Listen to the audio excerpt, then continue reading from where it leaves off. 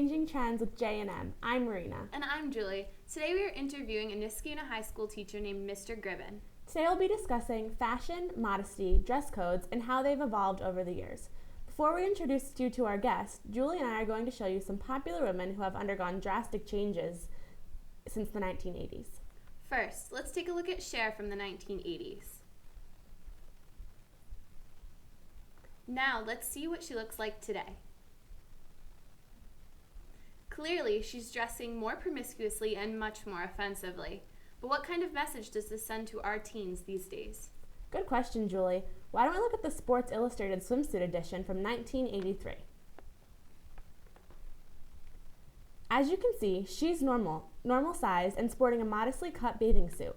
Now for the cover from 2011. Whoops, I guess that's not even school appropriate. That really says something. Lastly, we're comparing the 1980s Miss USA winner to the 2011 winner. Let's take a look at that.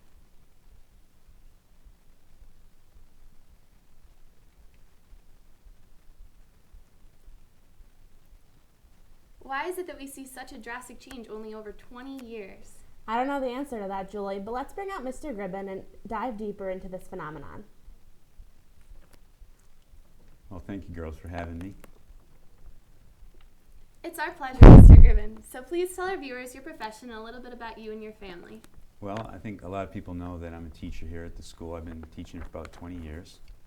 I'm a father, I'm a husband, and I have 3 children. I also have a grandchild.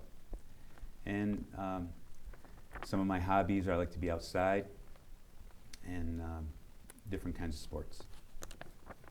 As a teacher, have you seen any changes in the dress code here over the years? Well, as far as teachers go, it seems to me that a number of years ago you'd see a lot of teachers wearing ties, and things have changed a little bit. It's a little more relaxed. I think I probably started that trend here at the high school.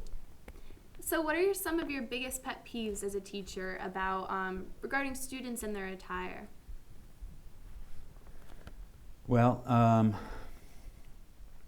one of the things that I've noticed with boys is I've seen kids wearing their pants down really low, and I just don't understand that. What about some other trends in the youth today, like slang? What else don't you like? Well, when we were kids, you would hear us say, that's cool or awesome, and I probably wonder what our parents thought of, what does cool mean? But the other day, a kid came up to me and said, word. And I go, what is that? So when you were growing up, what were some of your celebrity crushes that you had?